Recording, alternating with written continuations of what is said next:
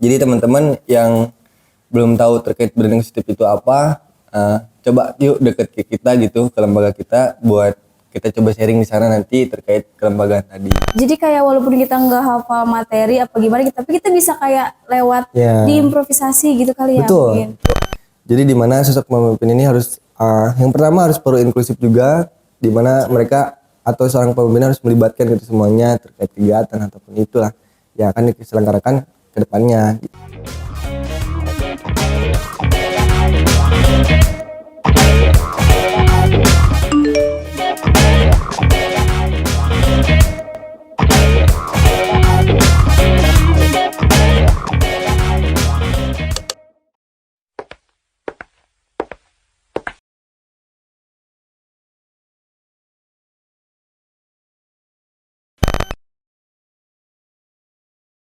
Halo semuanya, selamat datang di MIPA Podcast. Kembali lagi sama aku Lintang Cipta Najwa. Jadi kalau misalkan podcast yang kemarin episode pertama itu kita cuman perkenalan aja nih apa itu MIPOS dan segala macam. Nah pada kali ini aku nggak sendirian nih, aku kedatangan bintang tamu yaitu Ketua BEM FMIPA Unpad. Ini dia Bang Fajar Rivaldi. Oke, Bang gimana?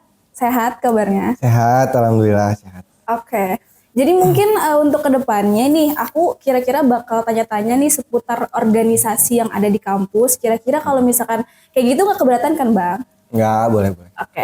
Paling mungkin kita masuk aja ke dalam hal yang paling mendasar. Mungkin teman-teman di rumah kan pada nggak tahu tuh kira-kira apa sih itu, kayak misalkan apa sih BEM itu. Mungkin anak-anak yang belum masuk dunia perkuliahan gitu. Kira-kira apa sih BEM itu? Oke. Jadi BEM itu sebuah organisasi tingkat kampus yang dimana bergerak sebagai eksekutif gitu. Jadi teman-teman yang belum tahu terkait branding positif itu apa, coba yuk deket ke kita gitu, ke lembaga kita, buat kita coba sharing di sana nanti terkait kelembagaan tadi. Oke. Kayak gitu ya teman-teman. Kalau misalkan kalian pada belum tahu, tadi udah dijawab sama Bang Fajar gitu. Mungkin seudah kalian tahu nih apa itu BEM, mungkin kalian nanti kalau misalnya udah masuk dunia kampus berminat untuk masuk BEM gitu, kalian bisa lihat video ini biar kalian tahu wawasan lebih dalam gitu seputar kampus kayak gimana, organisasi kayak gimana gitu. Oke, mungkin untuk pertanyaan yang paling mendasar kali ya Bang, yang paling utama itu mungkin Lintang mau nanya gitu, kegiatan Bang Fajar tuh selama di kampus tuh lagi sibuk ngapain sih untuk saat ini gitu kira-kira? Aduh, kalau sibuk sih banyak banget ya pasti ya namanya kita sebagai mahasiswa gitu. Apalagi Unpad ini adalah salah satu kampus yang banyak banget gitu organisasi, kegiatan mahasiswanya gitu. Selain saya juga ngejabat sebagai ketua definitif di FMIPA gitu sebagai BEM. Saya pun sebagai akademisi juga gitu, akademik di MIPA juga yang sekarang lagi nyusun laporan nih. Iya, lagi nyusun laporan untuk sidang pertama saya gitu, perdana saya. Berarti untuk sidang kemarin lancar atau gimana? Ada kendala juga kah apa gimana gitu untuk yang kemarin? Iya, kalau misalkan kemarin sih nggak jauh dari banyak banget sih gitu ya kesalahan-kesalahan juga yang namanya kita coba memperbaiki lah gitu kan kemarin gitu. Revisi kecil lah pasti ada gitu dari dosen penguji. Oke. Pasti lah ya kalau misalkan buat kedepannya mungkin kayak gitu. Oke. Terus menurut Bang Fajar sih seberapa penting sih organisasi dalam dunia kampus perkuliahan kayak gitu?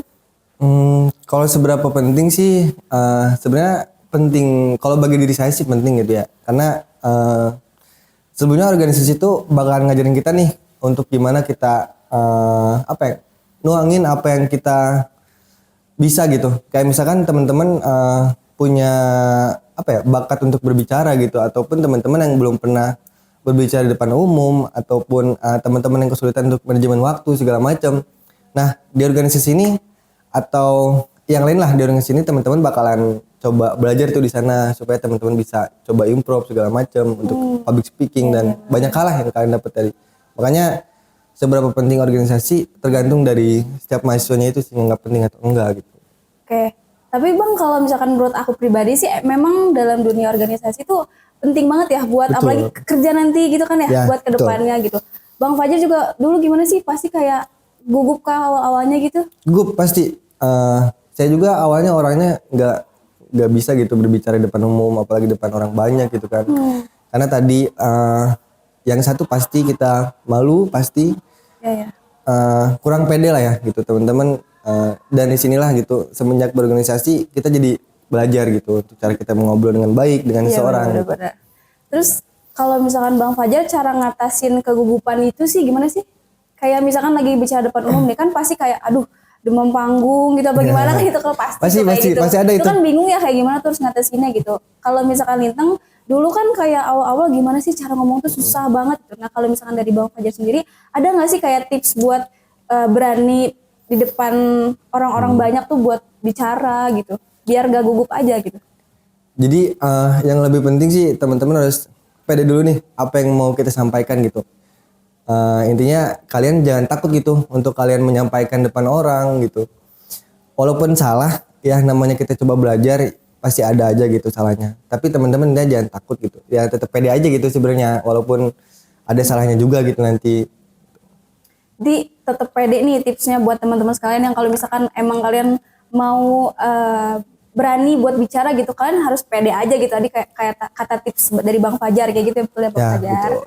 Oke kayak gitu. Terus kalau misalkan kalau misalkan di ketua BEM itu pasti yang namanya hal mendasar kan pasti public speaking dan kepemimpinan ya. Ya, betul. Nah menurut Bang Fajar kepemimpinan tuh kayak gimana sih gitu? Dan ketika Bang Fajar menjadi seorang pemimpin tuh apakah sulit apa enggak gitu? Ya, untuk sosok pemimpin itu tentunya kita butuh pemimpin yang baik gitu kan. Dimana seorang pemimpin ini dia perlu untuk mengayomi gitu, mengayomi anggotanya, baik pun organisasi yang dia ayomi gitu. Jadi dimana sosok pemimpin ini harus yang pertama harus perlu inklusif juga, dimana mereka atau seorang pemimpin harus melibatkan gitu semuanya terkait kegiatan ataupun itulah yang akan diselenggarakan ke depannya gitu. Itu sih. Oke. Terus kalau misalkan memang ada salah satu anggotanya yang memang belum nurut sama Bang Fajar, kira-kira itu menurut Bang Fajar kayak gimana? Apakah memang harus diayomi lagi apa harus diayomi lagi kah atau gimana gitu? Tentunya harus kita terus ayomi gitu, karena kadang namanya di organisasi kita apa ya mengalami sifat jenuh segala macam gitu, capek, bosan, dah itulah namanya kita sebagai manusia yang aktif ya, aktif dalam organisasi, akademik maupun hal lain lah, pasti kita bakal ngerasain itu. Nah, sebagai ketua atau sebagai pemimpin tadi, kita harus terus mengayomi anggota-anggota kita atau teman-teman kita di organisasi. Terus aku mau nanya satu hal lagi nih, kayak tentang kepemimpinan gitu. Kalau misalkan menurut Bang Fajar tuh apa sih kayak ketika pemimpin bisa dikatakan seorang pemimpin gitu, ketika dia sudah melakukan apa gitu? Tentunya di mana teman-teman terkait pemimpin tadi, kita bisa lihat ketika pemimpin itu melihat nih apakah dia cocok sebagai pemimpin tadi ataukah tidak gitu, tergantung dari sifat atau menyikapi mereka sebagai pemimpinnya sih. Kadang seorang pemimpin sendiri mereka mempunyai cara masing-masing gitu, berbeda karena sifat pemimpin tadi dan banyak beragamnya gitu, yang memimpinnya dengan cara apa gitu. Kita bisa lihat di sana dari progresnya. Kalau misalkan dari Bang Fajar sendiri, cara memimpin Bang Fajar itu seperti apa sih yang sudah diterapkan gitu di organisasi yang udah Bang Cipau saat ini gitu? Oke. Untuk menggerakkan teman-teman terkait ini ya kepengurusan gitu ya. Jadi untuk menggerakkannya sendiri kita mempunyai tugas dan fungsi teman-teman dalam organisasi, di mana anggota dan teman-teman dari organisasi sendiri melihat nih tugas mereka dan fungsi mereka sebagai anggota apa, sebagai departemen apa yang akan menjalani tugas mereka dan mengisi program kerja mereka ke depannya apa gitu. Jadi kita buatkan dulu tugas dan fungsi untuk mereka supaya nanti ke depannya tetap lancar menyelenggarakan organisasi gitu. Oke. Nah, ketika Bang Fajar kan udah sampai titik yang saat ini gitu ya, sampai udah jadi ketua BEM gitu. Nah, dulu tuh sempet gak sih kepikiran kayak gue mau masuk nih ngejabat jadi ketua BEM gitu, pengen jadi ketua BEM. Dulu tuh ada pemikiran kayak gitu nggak sih, ataukah emang disuruh temen gitu misalkan apa gimana gitu, ada niatan gitu? Sebenarnya sih dulu kalau boleh cerita sedikit terkait dulu pernah nggak sih gitu saya niatin buat jadi ketua BEM. Sebenarnya sih nggak begitu ada ngerujukan menjadi ketua BEM gitu sebenarnya, karena kan yang namanya kita organisasi kadang kita suka gak siap gitu buat jadi sosok pemimpin gitu. Iya. Karena kita takut nanti ke depannya bakalan gagal atau kayak gimana atau kurang atau kayak gimana. Pasti pesimis pasti ada di awal gitu. Tapi untuk niatan sih belum ada gitu. Karena kalau dari saya sendiri mengajukan diri sebagai calon ketua BEM kemarin itu kita naik dalam bursa calon sih kemarin gitu, bursa calon ditujukan ya? ke masyarakat gitu. Jadinya mau nggak mau harus maju gitu, harus Ya, siap mau nggak mau gitu. Karena yang alhamdulillah dapat banyak dukungan juga gitu untuk naik menjadi ketua BEM dan di sana saya mencalonkan diri. Awal-awal itu pasti berat gak sih bang? Berat banget pasti. Itu waktu pas ngehadapinnya kan kata Bang Fajar tadi kan pasti adalah beberapa yang emang miss gitu kan di awal gitu. Emang itu kira-kira kendalanya kayak gimana sih bang? Miss dalam hal apa gitu? Ya, dalam perkiraan ke depan ya, karena untuk kepengurusan di periode saat ini disayangkan kita naik nggak satu periode full gitu, jadi hanya 7 bulan, sekitar 7 bulan aja lah gitu. Dan disitulah yang miss gitu, dimana yang seharusnya kita bisa menyelenggarakan ya kegiatan organisasi yang lebih banyak gitu ataupun lebih rinci, sehingga ada yang kepotong, ada yang ini gitu, jadi agak miss di situnya sih sebenarnya. Terus kalau misalkan Bang Fajar nih untuk saat ini gitu, kan pasti Bang Fajar ini selain menjabat sebagai ketua BEM tadi, apakah ada di UKM lain nggak apa gimana gitu? Oke, kalau selain apa ya organisasi yang digeluti selain BEM, kebetulan saya juga ikut ini organisasi UKM Seni dan Budaya. Seni budaya di gitu. Unpad, ya. Oh iya. Berarti itu kan pasti sibuk banget tuh. Sibuk UKM, banget wah, pasti. udah seni budaya, terus belum lagi kayak sebagai ketua BEM, terus lagi belum kayak harus akademik juga kan, belajar Betul. kayak gitu. Nah, kalau menurut Bang Ciko tuh, Bang Fajar gitu, gimana sih caranya buat bisa ngebagi waktu gitu? Kan pasti, aduh, pasti sibuk juga, pasti bingung juga, pikiran kebagi-bagi gitu. Ya, betul, nah itu betul. buat mengatasi gitu, cara membagi waktunya sih kayak gimana gitu? Oke, tentunya ini buat teman-teman yang nonton kali ya, Ya. terkait teman-teman yang coba mau masuk organisasi nih, cara kita buat manajemen waktu ya, manajemen waktu terkait di mana tadi kita akan sibuk di mana akademik gitu, organisasi ataupun UKM sendiri buat teman-teman yang sudah masuk ataupun yang masuk. Teman-teman jangan takut terkait waktu tadi. Kita bakalan bisa untuk manajemen tadi ketika kita ada di situasi itu gitu. Jadi kalau misalkan buat saya sih sebenarnya itu tantangan juga ya buat diri saya gitu sendiri, dimana kita harus kritis nih buat nekenin gimana caranya kita manajemen waktu tadi gitu. Jadi kalau misalkan mengira takut nanti nggak ke manage nih, takut nanti nggak terselenggara segala macam gitu. Kalau dari saya sih tipsnya itu, teman-teman jangan takut, ambil aja langkahnya, selagi teman-teman bisa gerakin, jalanin. Nah gitu jadinya ya, jangan takut.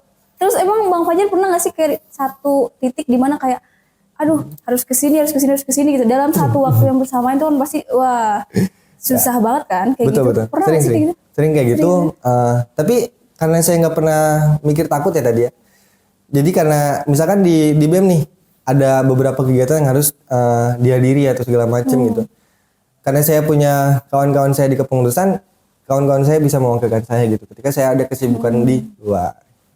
Jadi teman-teman jangan takut pokoknya. Oke, jadi buat teman-teman semua jangan takut kalau misalkan emang kalian lagi banyak kegiatan apa gimana gitu. Pasti satu-satu nanti juga pasti keatasin gitu kan ya, Betul. satu persatu gitu. Gimana pun caranya pasti ada caranya kok. Nah terus mungkin beberapa pertanyaan lagi gitu. Nah menurut Bang Fajar nih, kira-kira gitu, kesan pesan apa sih yang Bang Fajar selama menjadi ketua BEM gitu? Seru kah, menyenangkan atau misalkan sedih, capek segala macem, keluh kesahnya gitu? Oke, untuk kesannya sih tentunya banyak pelajaran yang kita dapat di mana teman-teman menjadi sebuah tokoh organisator ya di kelembagaan kampus ataupun di manapun teman-teman berada gitu. Karena pasti yang namanya capek atau sedih pasti bakalan kita rasain gitu. Dan disitulah gimana kita untuk mengatur emosional kita, gimana cara untuk kita mengatur manajemen waktu tadi, dan pesannya untuk teman-teman terus menjadi tokoh yang pemikir untuk kedepannya supaya menjadi mahasiswa muda yang berkreatif, inovatif, dan tetap semangat untuk kedepannya. Nah kayak gitu ya, jadi teman-teman. Satu lagi deh Bang, satu lagi nih. Jadi kayak untuk Bang Fajar gitu, kira-kira gitu selama ini tuh pengalaman yang dapat diambil tuh yang Bang Fajar rasakan gitu, kayak misalkan wah ini gue di BEM nih jadi misalkan jadi jago public speaking nih, jadi ke pelajaran pun keambil gitu, apa gimana sih, jadi kayak Betul. gitu.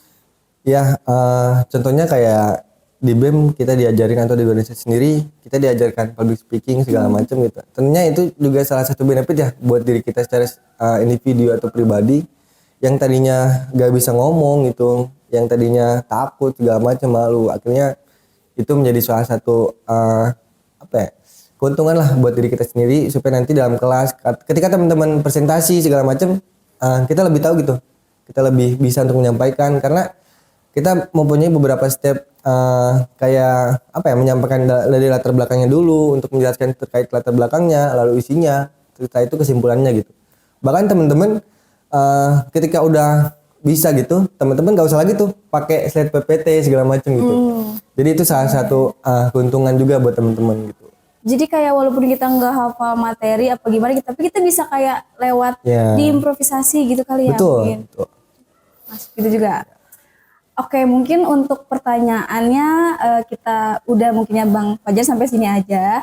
Nah, mau ngucapin banyak-banyak terima kasih banget buat Bang Fajar yang udah nyempetin waktunya datang ke sini di tengah kesibukannya mungkin yang memang harus ada kegiatan lain gitu. Makasih banget sekali lagi buat udah datang ke sini gitu. Terima kasih Bang Fajar. Masih juga. Oke, buat teman-teman jangan lupa terus stay tune di YouTube BMF MIPA dan jangan lupa juga buat follow sosial media kita. Kita punya TikTok. Nah, TikTok ini @BEMFMIPA 2022 dan IG BEM juga ada @BEMFMIPA_Unpak. Jangan lupa kalian buat lihat di situ, pantengin terus.